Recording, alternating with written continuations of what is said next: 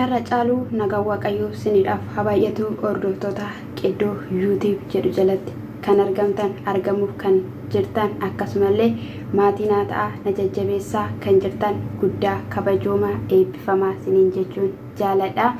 haa ta'uyyuu malee egaa hiriyaan Abrahaam tokko biyya butaa jiraadha dhufee magaalaa Finfinnee jira. obboleettiin tokko kibbii tokko keessa rooba faana galla. haa ta'uyyuu malee ani sirriitti nan beekaa nama biraatu na gargaara jettee kan dubbachaa turte hundisaayyuu sobadha. kan gargaaree fide rooba mataa isaatiidha. namni dudduuba jiru tokkollee hin jiru yoo jettu dubbattee jirti jechuudha. isa kanaanis asumaanillee warri bultaa jira baga gammaddan sababa rootaa fi Abrahaamiin hundi keessaniyyuu mindeeffamoota taatanii jirtu baga gammaddan siniin jechuun jaaladha. asumaan jechuudha gammachuu koo sinii ibsuun barbaada. sana keessatti egaa namni gargaaru tokkollee hin jiru gaafa jettuuni isa kanaaf ho'innaan ani nan bilbilaa fi ati immoo hin dhokattaa sana booddee na waraabda etteenii kaameraa himaaniinis akkasuma obboleessa dhufe sanaanis jechuudha dhokatanii gaafa bilbila bilbiltuu fi eeloo roobeel kootu si dubbisuun barbaada balbala keessan fuulduraan jira jette jechuudha. balbalicha fuuldura geesseetu sana booddee gaafa bilbiltuuf ani hin bahu ani waan hin bahuuf hin qabu garuu immoo obboleessa kiyya siifan ergaa jennaan lakki obboleessa keenaaf hin ergiin gisee tokko qofan si barbaada waan tokkoyyuu wanti waan jedhamu hin jiru fagoo miti balbala duran jira kootu gaafa ishiin jettuuni ani bahuu hin barbaadu jetteen jechuudha. ani obboleessa gaafa inni jedhu abbushuma sana ergaaf hin se'ee obboleessa xiqqaa kan roobee eegadii wayitu itti bahee jira jechuudha.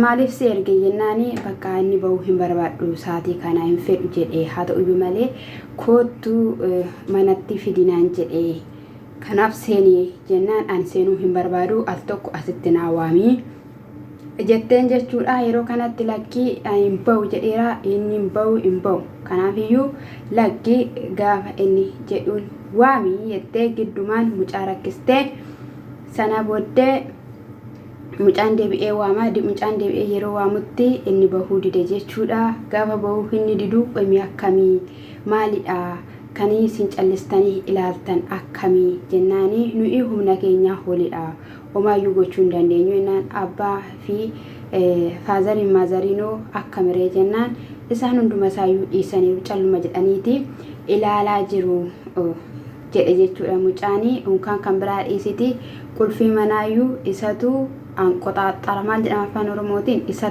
to'ata isatu to'ata kanaafiyyuu humna keenya ol ta'ee jira wanti nuti goonuu tokkollee hin jiru jennaani.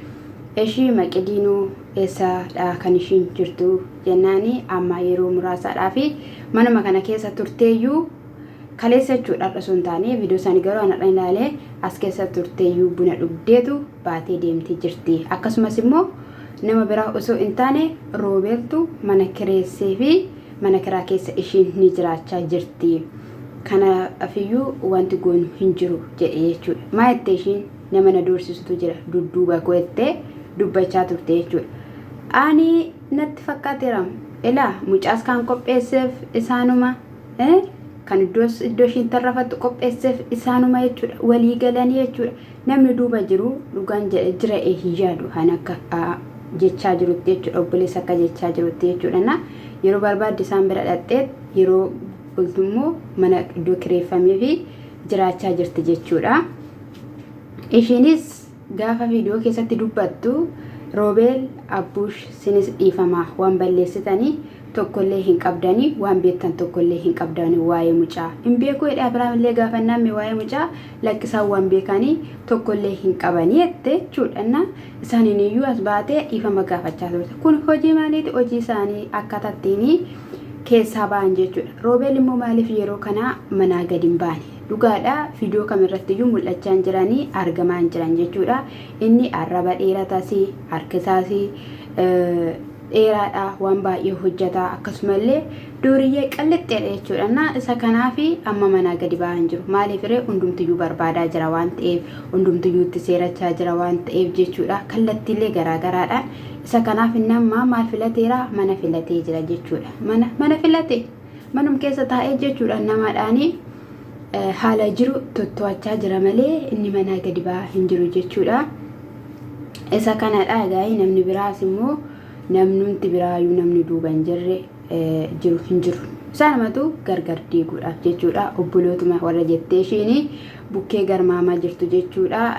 Amansiisanii ruuttaa akka ishii waan hundumayyuu hin fudhanne Abiraam irraa amansiisanii quubsanii leenjisanii gadi dhiisanii amma mucaan haala kanadhaanii kinoo rakkina keessa seenteef rakkina jechuu dandeessu. Dhugaan isin jedhe dubartiin tokko ulfaataate quba ishee mana kireeffattee jiraachuu jechuun in ulfaata waan baay'eetu jira jechuudha.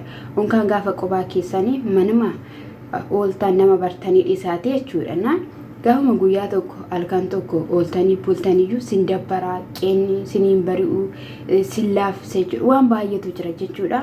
Sana hundumayyuu egaayii dandeessee akka ishiin deemtu taasisanii jiru jechuudha. Na isa kanadha dubbiin sobaan siniin jedhe. Mucaas ishiin hin guddifne isaan birattis hin guddanne mucaa bakka ta'etti haadhaaf abbaadha qarshii laatanii fidanii dhufanii jireenya nama burjaajessaa jiru. Dhugaan siniin jedhe amma ishiin qulqulluu gochaa jirti jechuudha. Maqadiin kun qulqulluu miti ishiin seeratti dhiyaachuu qabdi. Roobeelis abuushis muluun isaanii seeratti dhiyaachuu qabu jechuudha. Garuu immoo jechuudha Abiraam asirratti kutataa dhiiraa miti. Dhugaan siniin jedhe hir'ina qaba jechuudha asirratti waan baay'eedhaan jechuudha. Na dafee garaa laafaa dafee of duuba deebi'a jechuudha. Kutataa ta'uu qaba malee boru jireenya isaa lammatallee tuballee ruuttaa fanallee gargarillee bahee jireenya bira nanorra dhallee jedhee sanumatti dhufti dhufa jechuudha. Maaliif dhiirri iddoo kamitti dhi'i jechuu akka qabuu fi tole jechuu akka qabu adda baafatee beekuu qaba jechuudha. Hanga isaanii madaalaa jiru isaan hanga isaanii baraa jiru kiiloo irra kaaniiru Abiraamin jechuudha isaanii jechuudha. Na kanaafiyyuu mucaa kanas tole jedhee harkaa fuudhuu hin qabu ture.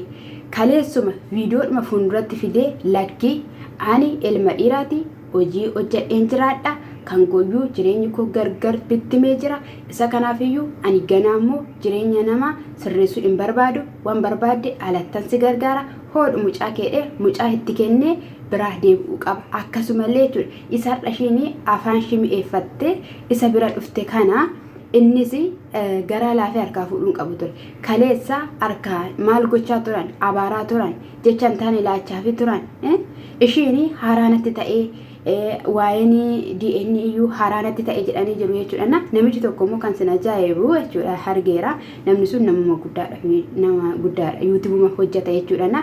Hospitaala sana keessa seenee dhaqee namootaan kaameraa suuta'ee waraabaa jechuudha. Hin beekama gaa bilbila keessan cuftanii jechuudha. Bilbila naannessitanii kaameraa waraabuun hin danda'ama jechuudha. Abbiin sun jira jechuudha. Hospitaala sana keessa seenee DNA'n asitti hojjetame jedhee gaafatu bakkee sanatti kan subaa kan hojjetamu. Akkasumallee kan Abiraam duwwaa osoo hin taane hojjetamee akka ba'u jechuudha. Nama doktora maqaansaa Daanii kan jedhamu keessa jira jedhanii gaafatanii lakki as keessa hin jiru jedhanii inni alaarra dhaabbateetu hojii kana hojjechaa jira jechuudha. Isa kanaafiyyuu jechuudha amma xibbee irratti isaan taphatanii ruuttaanis hin barree akkasumallee Abiraam hin barree ruuttaan immoo irra cala kan sodaattee jirtu faayilatu jalaa qabatame waan roobeel fa'i waan abbush fa'i jedhan hundumayyuu tole kan jettu kottaa mana koo argaa kan jetteen kanaafiyyuuti dubbiin hin jabaatti hojii hojjechaa jiru warri buttaa jira. Hojjedhaa kottaa Oromoo isin jechuu jaladha sin waama. Innaa isa kanadha nuti irraa hojjannaa saatii nuu mijatetti saatii nuu ta'etti isiniin jedha. Gooftaan koo sinaa eebbisu eebbifama shaalama.